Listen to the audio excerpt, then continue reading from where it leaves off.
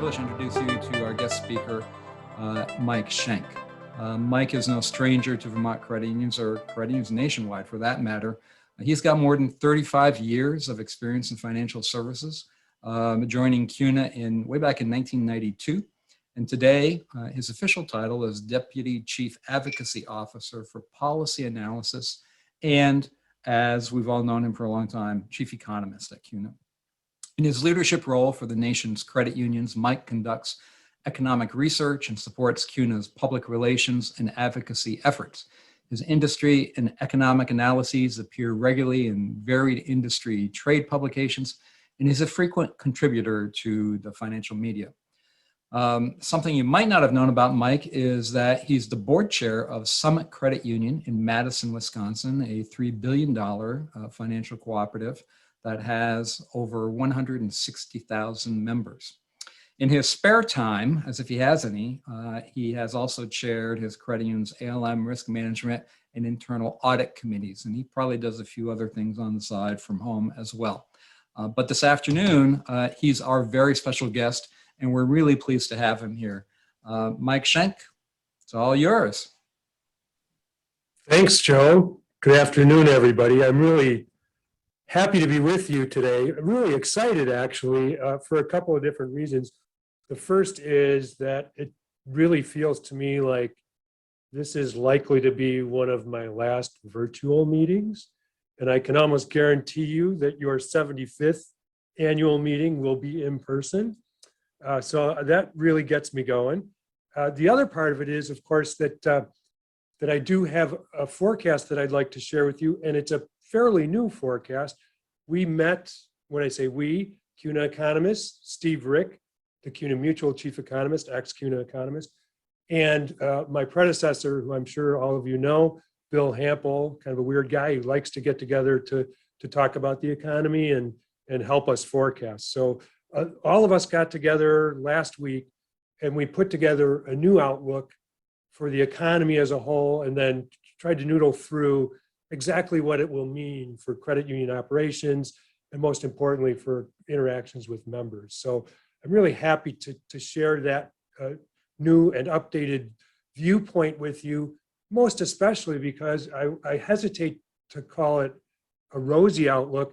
It certainly is a rosier outlook than the one that we had put together previously. So I'm excited, and I'm going to share my screen now. And hopefully everybody's going to be able to see this. Yes, we do, Mike. Thank you. Okay, awesome. All right.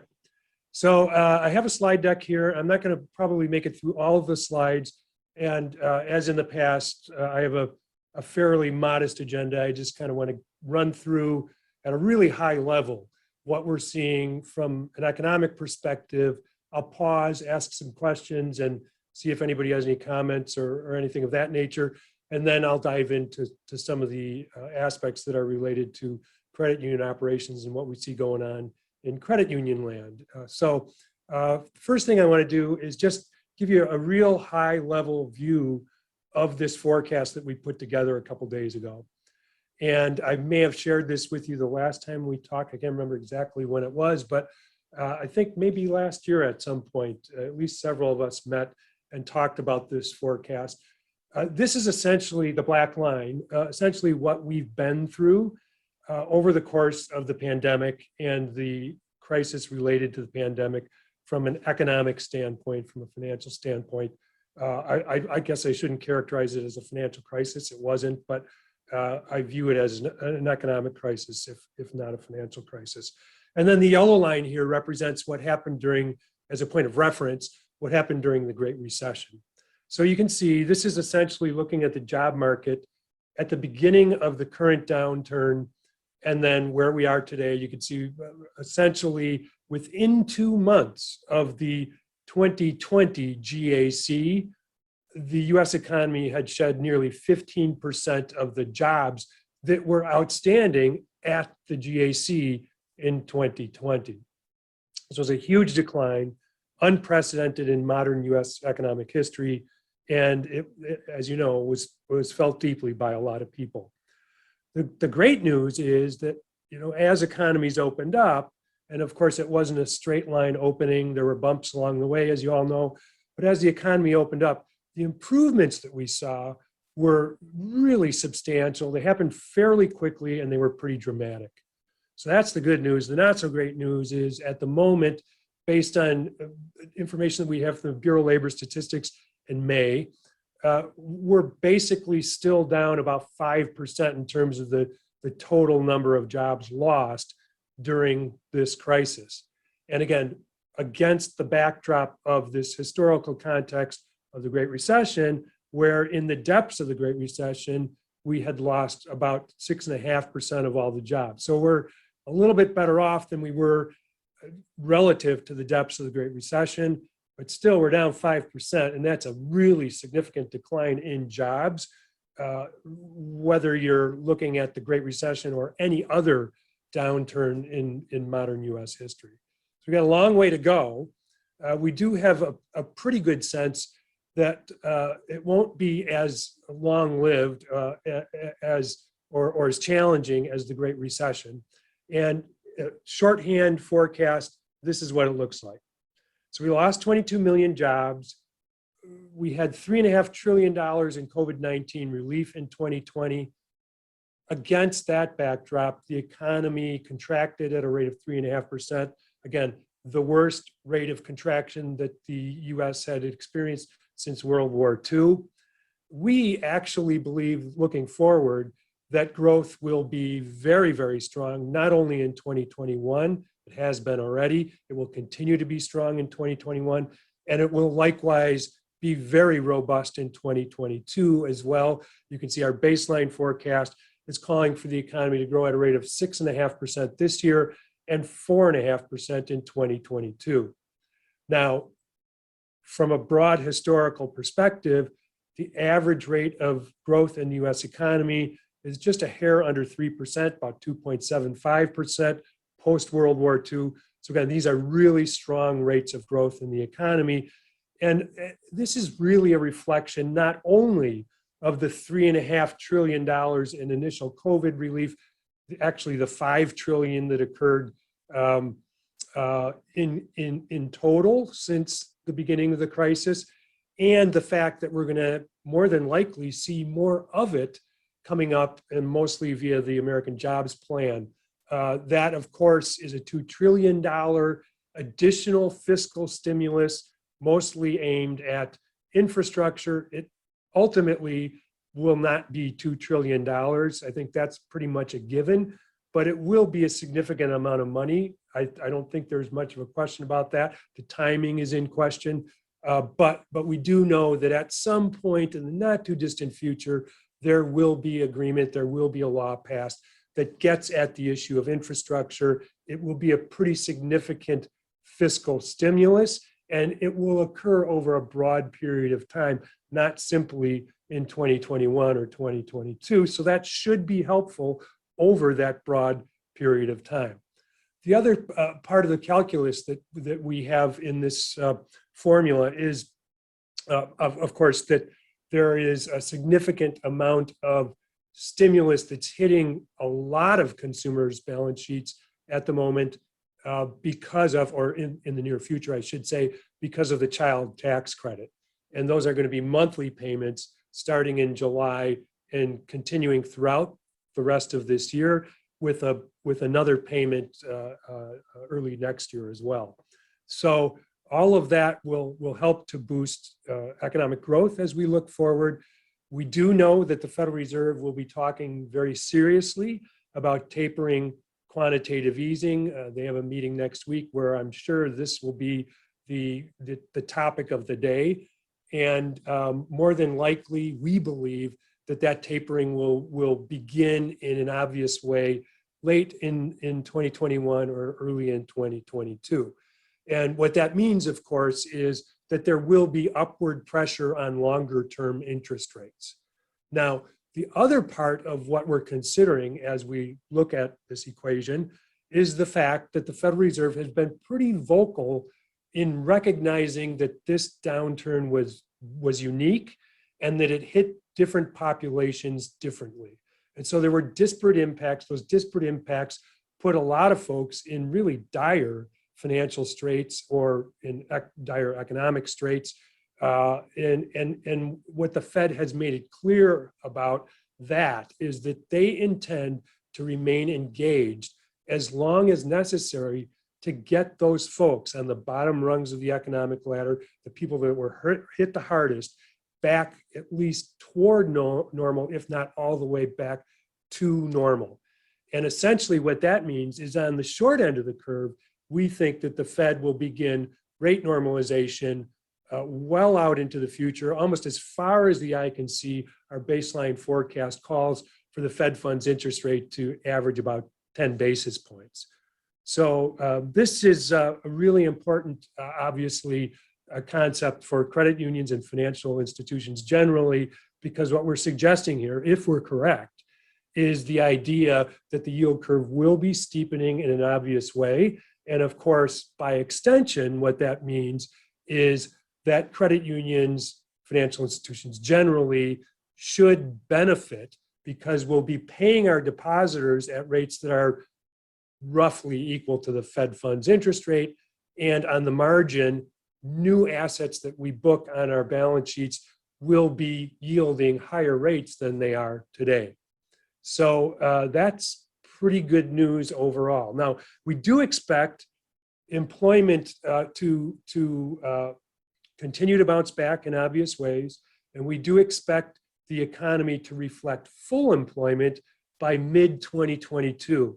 And so that means an unemployment rate in the neighborhood of 4 to 4.5% by mid-2022. You may know that the US unemployment rate today is 5.8%, and Vermont substantially lower, 2.9%. So we got a ways to go on getting that unemployment rate back up to full employment or back down to full employment. And we do think that's going to actually have a little bit longer tail than a lot of us initially anticipated. And the reason for this is that we saw a significant drop in labor force participation. The biggest part of that drop, from what we can tell, has to do with a lot of folks dropping out to remain at home with children and serving either as caretakers of their children or educators for their children. And that is still sort of simmering below the surface in the economy at the moment. We have undoubtedly a number of folks who have perhaps maybe not retired early, but maybe folks that had the inclination that they might have to retire early. Some of those folks might be coming back into the labor force as well. In any case, if we take the folks that dropped out of the labor force and add them to this unemployment rate data, then the actual rate of unemployment today is not 5.8%, it's 7.8%.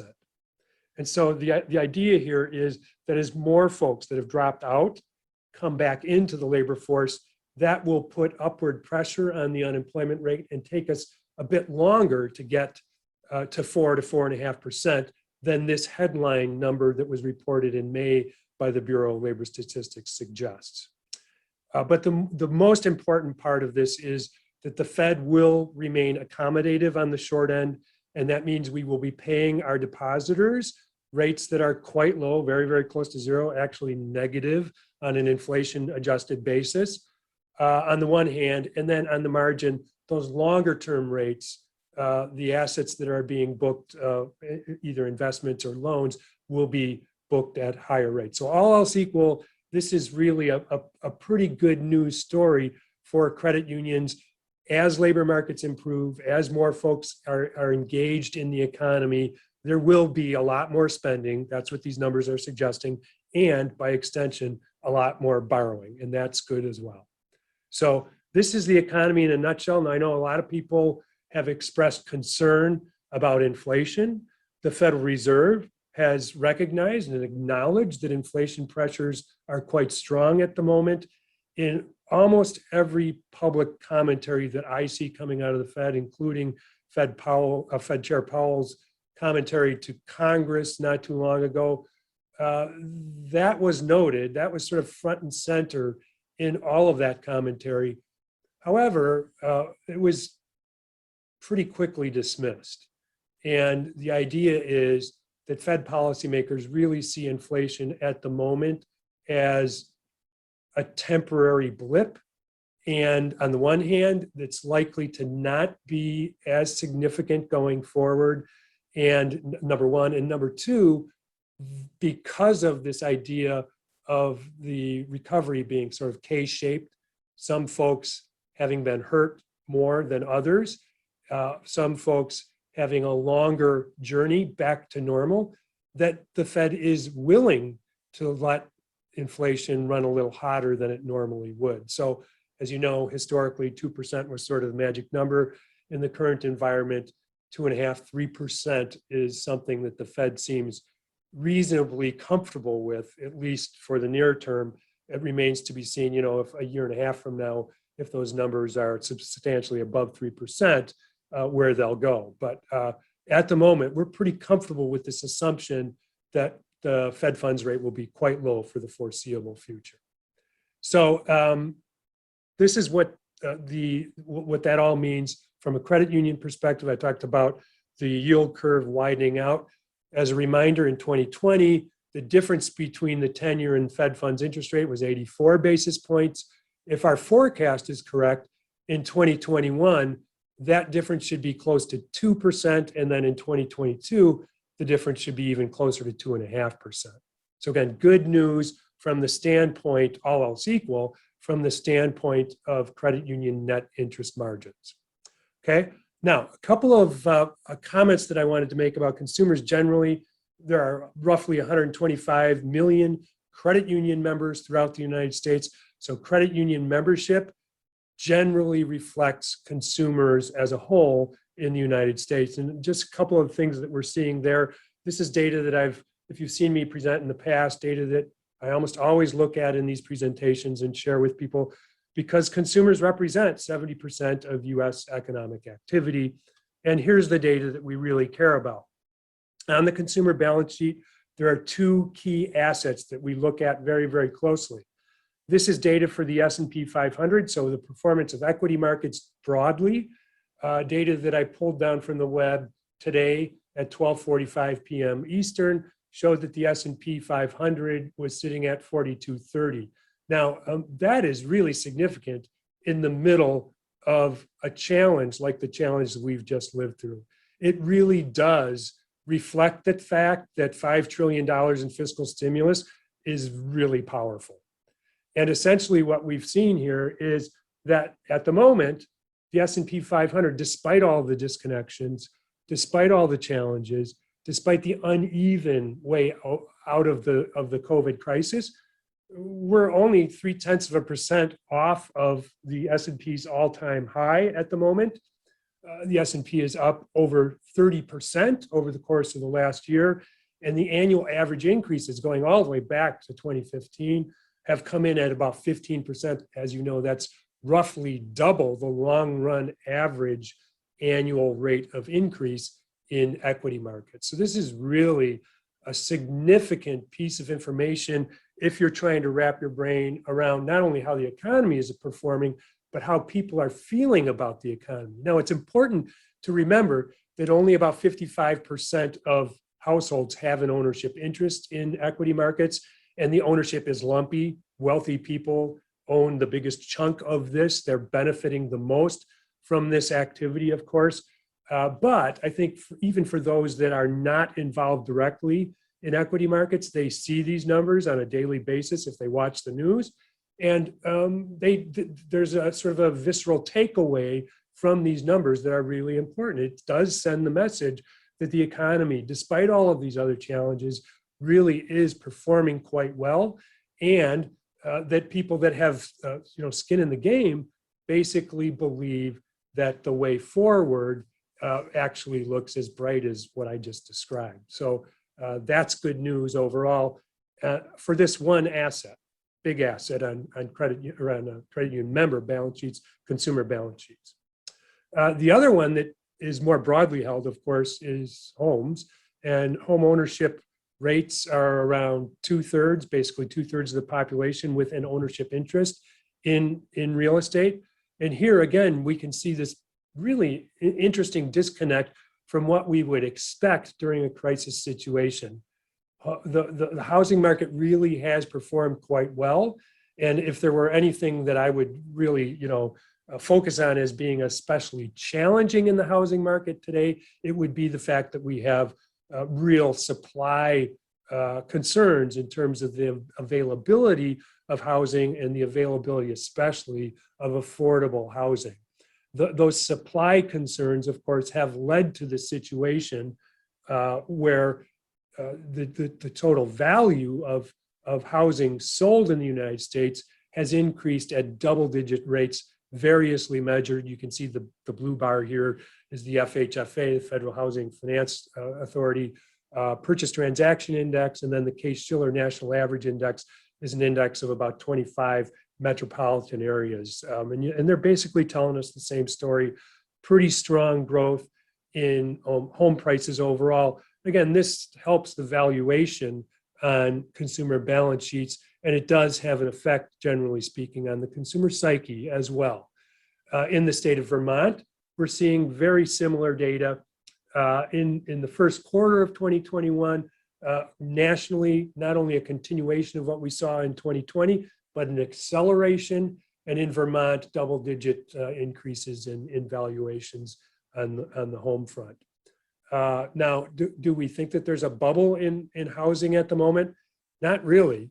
This is fundamentally different situation than we experienced in the run-up to the financial crisis, 2005 to 2007.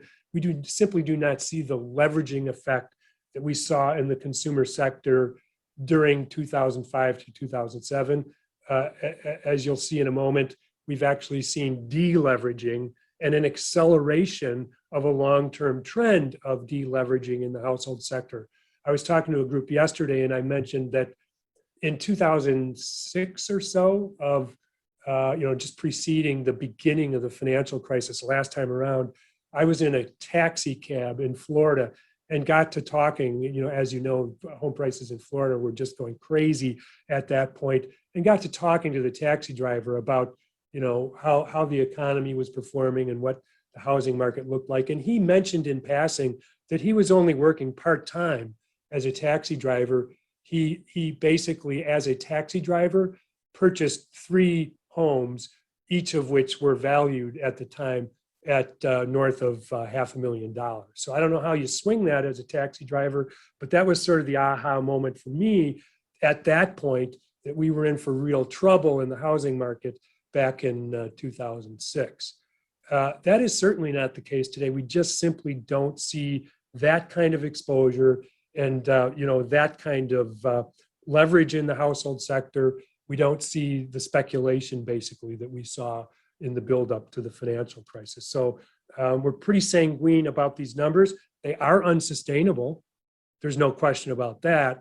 But we don't necessarily believe that there will be a bubble that bursts this time around. We think in this case, more than likely, the bubble that you're seeing here is a bubble that will slowly actually lose air. So that's our baseline, and I don't really see a strong argument for the other side of that equation at the moment. Now let's look at the other side of the consumer balance sheet, and here's this deleveraging effect that I just talked about. I've shared this graph with people almost on an ongoing basis over the years, and here you can see this long-term deleveraging effect in the household sector after the bursting of the real estate bubble in 2008. Where debt as a percentage of take-home pay peaked out at about 125%. We hit basically a level of about 81% in the first quarter of 2020. That was a level of indebtedness relative to income that we hadn't seen since the late 1990s. So this is a really significant trend that accelerated, one of those things that accelerated during the COVID crisis. Now, we've since seen that number come up a little bit, but even at 88%, it's a pretty strong number, reflecting strength in consumer balance sheets. And of course, this has happened for 2 reasons. One, because about 1/3 of the folks that received federal fiscal stimulus use that money to pay down debt on the one hand. And also, on the other hand, we had this massive mortgage refinancing event where a lot of high rate credit and credit generally got folded into mortgages, and credit was retired in many respects. The other part of it, of course, is the denominator, disposable income. 5 trillion in stimulus meant that disposable income went up and went up very, very quickly. I think about 2/3 of households actually reported higher disposable income in the initial stages of the crisis because of those federal fiscal stimuli. So this is really great news on the liability side. And also, if you look from a flow vantage point, the debt service burden, the monthly payments that people are being asked to make to service their debt burden, are very, very low from a historical perspective. The all-time low, 8.8%, was noted in the first quarter of 2020, in the second quarter of 2020, and the fourth quarter data shows 9.41%. Excluding the previous 2 quarters, this would be an all-time low. So people really are in a position at the moment, coming out of this big crisis, at the moment at a 60,000-foot view of being able to handle the debt burden that they've accumulated. And then this puts it all together, assets minus liabilities. This is net worth as a percentage of disposable income, and it's sitting at the moment at an all-time high. I just talked to you about the acceleration in home prices, the fact that the S&P 500 is near an all-time high. When we update these numbers to the first quarter of 2021, they will be even higher. So we will be at a new record as we add data to this series going forward. So that's basically what's going on in the household sector. You can even actually see it in the economic well-being survey that the Federal Reserve puts out. Basically, that shows that we're down to about 30% of households that are now saying that they can't come up with cash or cash equivalents to cover a $400 emergency expense, like, you know, your kid's tooth gets knocked out playing hockey, or the muffler falls off your car, or that kind of thing. So that's down from 50% in 2013, a huge decline. And you can see an acceleration 2019 to 2020. So I'm just going to pause right there and see if anybody has any questions about anything that I've talked about so far. I know there's a lot of data and a lot of talking. Any comments that you have or questions that I'd be more than happy to address those on the economic end of things. Mike, I don't see any questions in the chat box by participants as of yet, but I did want to circle back around to your earlier comment about the unemployment rate and how you were reflecting it being a little bit lower in Vermont than the national average. And it was a couple of weeks ago, I think it was, where we had an economist for the state of Vermont, for the employment division of state government anyway, commenting about that, reflecting how, by my recollection, that, you know, that number is a little bit, he didn't use these words, but I'll say misleading for a whole variety of reasons that are probably true nationally too, in terms of, you know, all of the people that either retired early like you were touching on, or more so have just chosen not to go back to work, either because of, you know, childcare limitations or situations, or because of the enhanced unemployment benefits they were receiving, and so on and so forth, making, you know, employment, I'm sure all over the country, but we experience it here in Vermont, finding qualified, any applicants for jobs, really, really challenging at the moment for all kinds of businesses. Yeah, there's no question about it. The other sort of the third leg of that stool is the fact that, and this may not be as pronounced in Vermont, because I think you're one of the 13 states that is up to whatever it is, 70% vaccinated, right?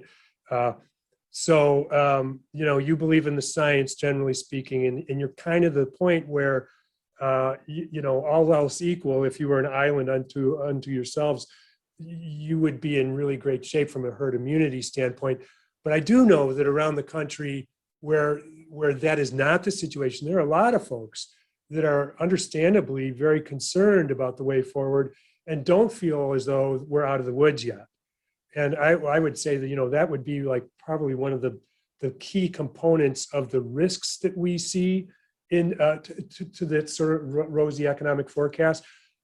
We are not out of the woods. And I'm not a virologist, but my understanding is, if we don't achieve herd immunity, then these variants become much more of a concern going forward, not simply today, because we know today with reasonable confidence that most of the variants that we're aware of are treatable. The vaccines are effective against those variants. That will change as we go forward, conceivably, and really could be a game changer in terms of our baseline forecast. So yeah, that all comes into play. Not everybody has the same level of comfort with the situation today, and that is making it more difficult. And so, yeah, these numbers that we're using and that we're sharing are not perfect numbers. The current situation really is different, and that's why, it does take, we do pause when we use them, and we do sort of think about these other things. If there are any other questions in the chat, I don't see any new ones. The one other thing I might mention, and a question that comes up a lot, I did talk briefly about inflation, and I mentioned that, well, the Fed doesn't seem to be so concerned about inflation. Our forecast does not simply rest on the opinions of the Federal Reserve.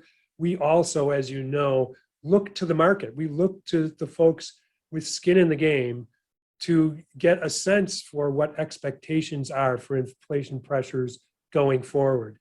And if you were to look at, for example, the 5 or the 10-year Treasury today, and then the corresponding term, the 5 or the 10-year Treasury inflation protected securities, and you look at the yields on each of those securities, what we're seeing at the moment is that folks with skin in the game, people that have actually put money into the market, believe that over the next 5 to 10 years, inflation will not be out of control. It will be, averaging somewhere in the neighborhood of 2.5%.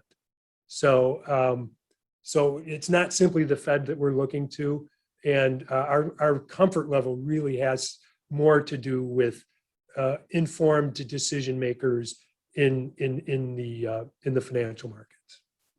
So I'll add that. Okay, now a couple of things that we're concerned about, and then some comments on credit union operations, and then we'll have another opportunity for Q&A or discussion. I just wanted to take a minute here and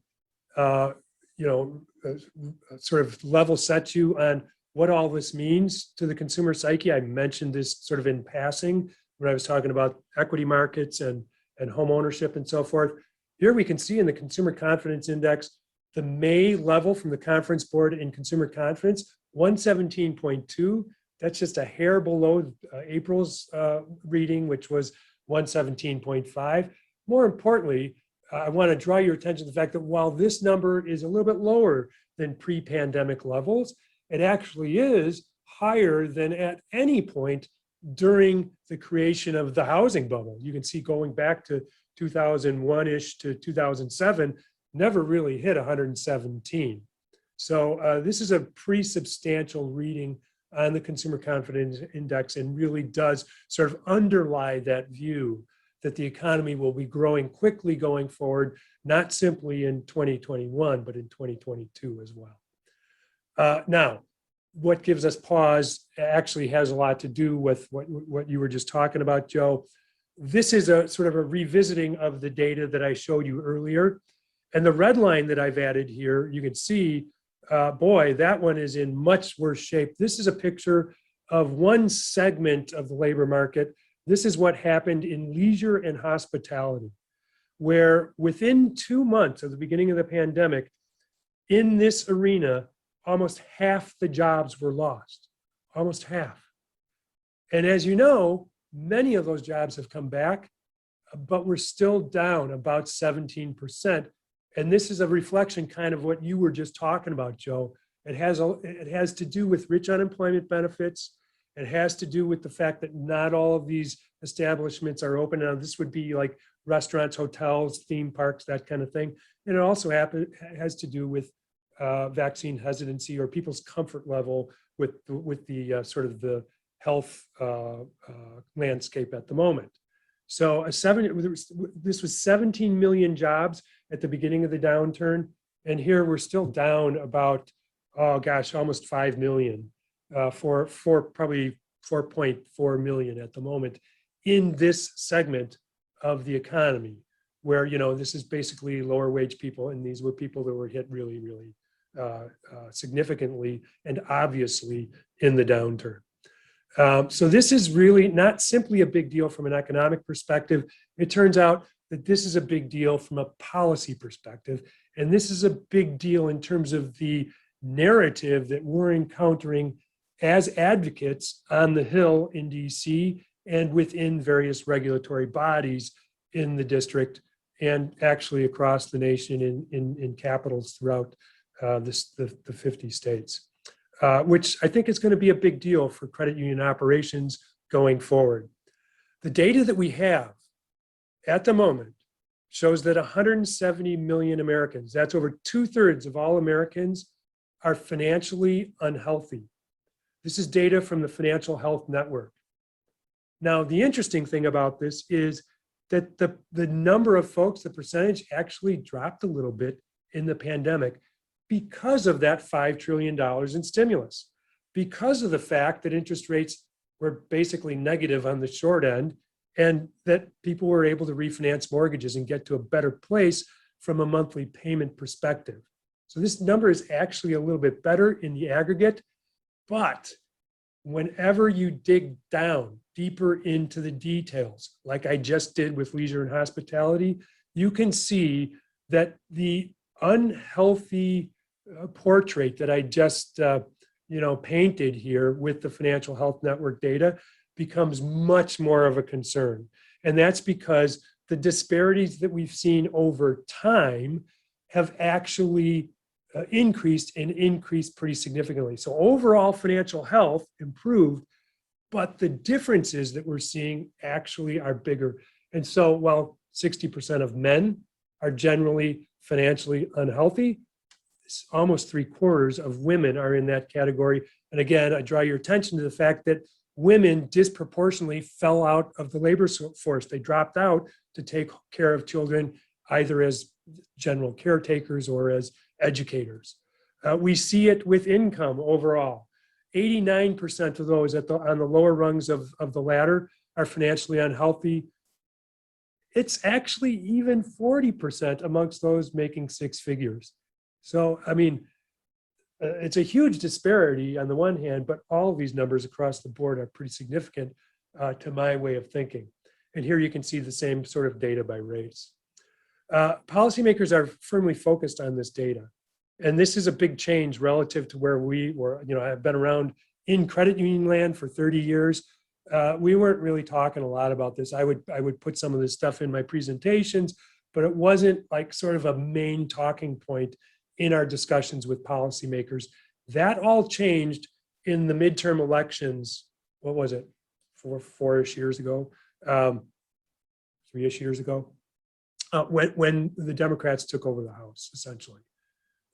We basically saw a really sharp right turn, or maybe left turn, from the standpoint of the discussions we were having, actually focused on things like regulatory burden.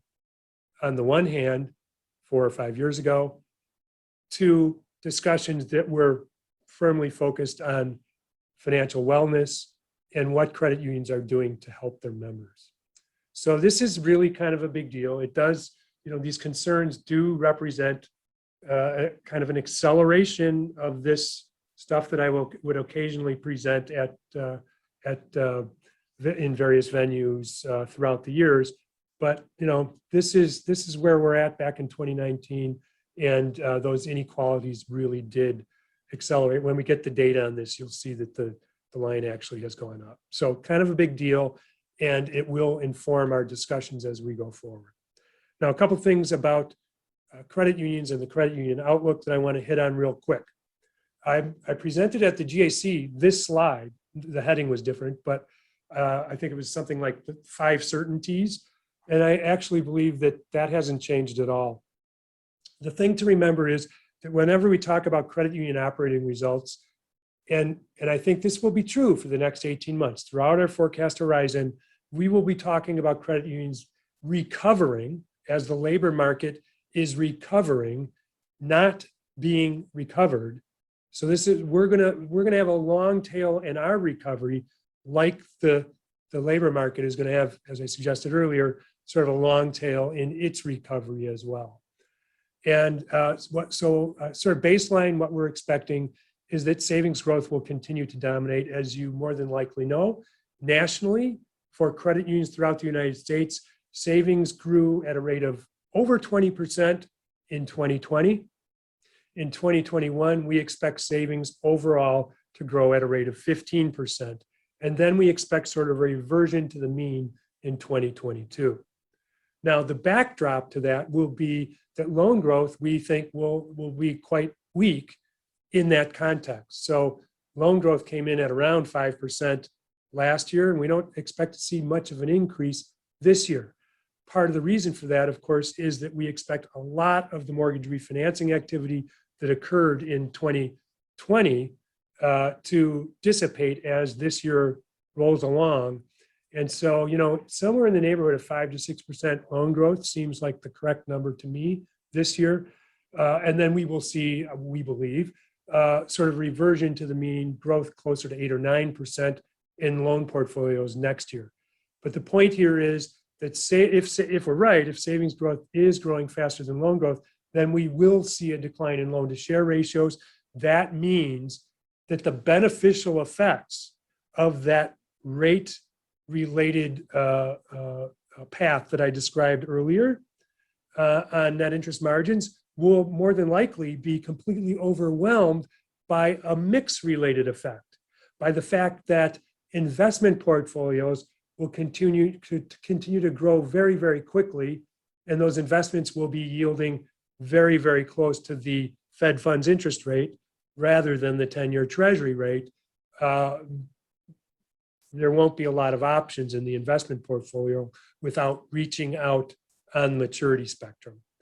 And aside from that, the relatively weak loan growth more than likely will occur in loans that do have relatively high yields. But even if long rates do sort of drift up through our forecast horizon, the rates at which those new loans are going to be booked will be lower than the rates of similar loans that are rolling off the books today, we believe. So that's kind of a big deal. And it does suggest that from a net interest margin standpoint, that there will be some really significant earnings challenges. Now, that's just from net interest margin standpoint. We do think, now sort of one of the bright spots is that if you were to go back to our initial forecast at the beginning of the pandemic, we completely overestimated the degree to which there would be a dislocation because we didn't anticipate the level and the commitment policymakers had to providing federal fiscal stimulus on an ongoing basis. So we basically overestimated the increase that actually occurred. Actually, there wasn't an increase, it was a decrease. We overestimated the deterioration in asset quality, increases in delinquencies and net charge-offs. What actually happened was that delinquencies fell to almost modern day lows. Net charge-off fell to near modern day lows during the middle of this crisis. A really strange development from the standpoint of a crisis of any kind or of an economic dislocation of any kind. So the good news, of course, is that many credit unions more than likely overfunded their allowance accounts, and we will see sort of a backup, sort of a recognition of that fact. Probably have already begun to see that, and that will help to boost bottom lines a bit. On the other hand, we are concerned about non-interest income. PPP, Paycheck Protection Program fees are kind of a thing of the past. As I said, mortgage refinancings will decline and probably decline pretty significantly. At the moment, the Mortgage Bankers Association, I believe, is suggesting about a 15% decline in mortgage originations this year, followed by about a 20% decline next year, which sounds probably cataclysmic or maybe something that you would be super concerned about. But actually, that level of decline would put credit union mortgage originations at a level that they were at back in 2019, which was a record year, by the way. So it would still be healthy originations, but the declines will suggest that we will not enjoy the gains on sales that really boosted bottom line results over the course of the last year and a half or so. Other things that I see in the popular press that really concern me, you may have seen not too long ago that Ally Bank announced an elimination of its NSF fee. That really focuses policymakers and gets them thinking about, why the heck are other financial providers not following suit? There will be pressure, we believe, on interchange. There already is proposals out there at the moment to rein in interchange fees on credit card transactions. We've seen commentary, not necessarily in the popular press. Actually, there was a little bit in the popular press. People at think tanks, at Brookings, for example, Aaron Klein, talking about sort of the reverse Robin Hood effect of reward credit cards. Federal Reserve Bank of Boston, by the way, has a paper out at the moment, essentially claiming that reward credit cards basically are a wealth transfer from lower income people to higher income people. This all is resonating with policymakers. It's probably not obvious to you as you sit in your offices, but it's bubbling up in policy circles. And it is, this is all becoming part of the conversation that we're having on an ongoing basis about, what are credit unions doing to help those folks on the lower rungs of the ladder. So this all kind of sort of works its way into the cake that we're baking, where we don't think necessarily that you're going to turn around any day in the near future and say, okay, we're back to normal. And the bottom line of this, of course, is that we believe with really strong savings growth this year, that the capital ratio in credit union land will hit 9.5% at the end of this year. We started the downturn at about 11.5%. And so that'll be about a 2 percentage point decline. We think it's going to be about 1.75% percentage point decline in capital ratios. And that's a big deal. If we believe that a lot of the savings that flowed into credit unions is going to flow out, then maybe not such a big deal. But I want to remind you that if you look in modern history, there's never been a calendar year where credit union savings balances declined. We saw low growth, but never a decline in savings balances. Now, this time might be different. That might happen, but I don't expect to see a massive outflow of savings balances from credit unions. And in the absence of that, if I'm right, that means that, at 9.5% at the end of this year, it's going to take a while to claw back. Took us, with a similar decline in the Great Recession, took us about 10 years to restore capital to the pre-Great Recession levels, because we're focused only on, our only tool is retained earnings to build those capital positions.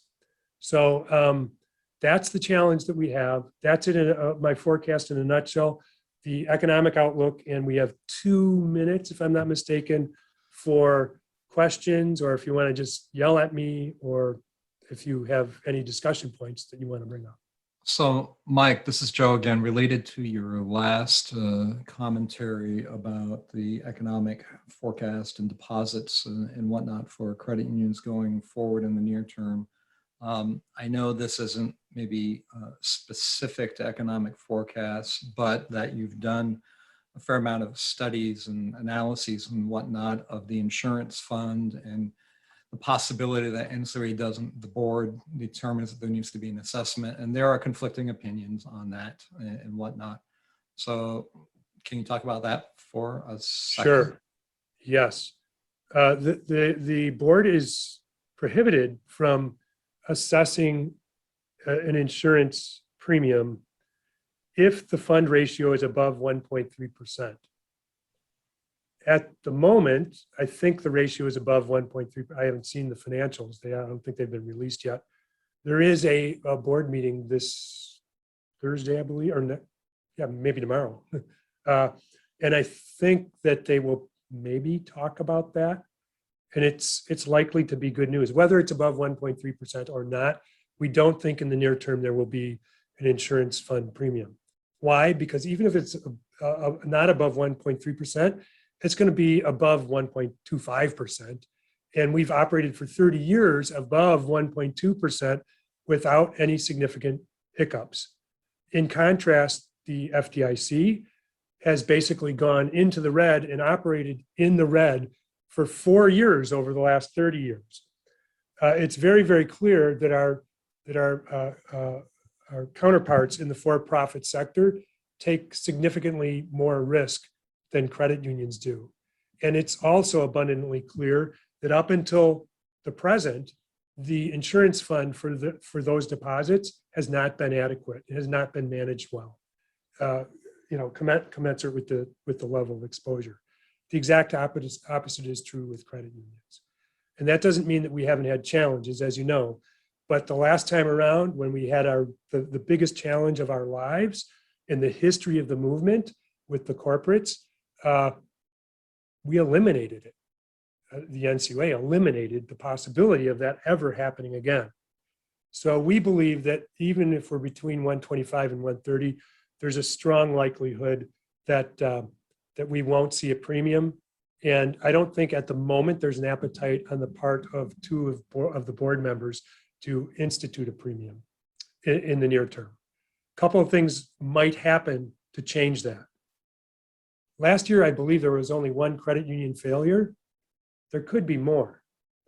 And our baseline forecast reflects an expectation that both net charge-offs and credit union failures will not spike significantly. I think the data that NCUA has on all types of loans that have received forbearance suggests that there won't be that big increase. And so that suggests to me no big increase in credit union failures. But I could be wrong on that. If I'm wrong, then that will change the calculus. The other aspect of it is that the CUSIF relies on an investment portfolio for its earnings. And that investment portfolio is generally yielding, as you might expect, pretty low rates at the moment. So they're not really making a lot of money on their investments. And so, there's going to be that's a bit of a challenge in terms of adding to the fund as the system grows. On the other hand, we have this mechanism, the 1% deposit, which essentially makes it possible for the NCUSIF to sort of replenish itself naturally over time up to 1%. So our baseline suggests no near-term premium, the possibility of a premium, but a small premium next year. I will say, the thing that really concerns us is that the current chair of the NCUA believes that the NCUA should operate like the FDIC, and the FDIC's strategic plan is to get that fund from its current ratio up to 2%, not 1.3%, not 1.38%, to 2%. And he has had the chair has had discussions with policymakers on Capitol Hill to try to get that done. We push back at every opportunity to make sure that that doesn't happen. We believe, as you believe, that credit unions and credit union members are better off with that money in credit union coffers rather than sitting around idly in the insurance fund.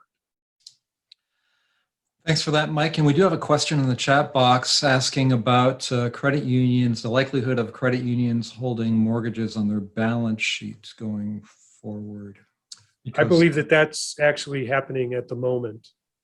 I will share the slide deck that I used, and there's a whole bunch of slides I didn't cover in the deck.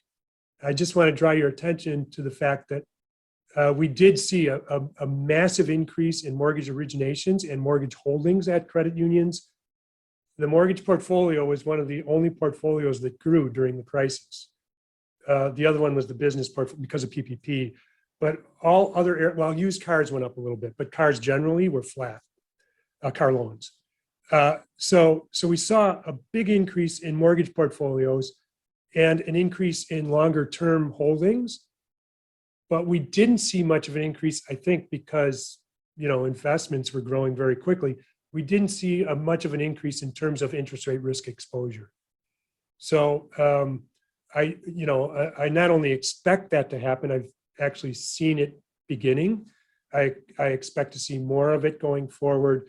And in the sort of the broad portfolio view with a lot of short-term investments, it doesn't look to me like we've really experienced much in the way of a big increase in interest rate risk.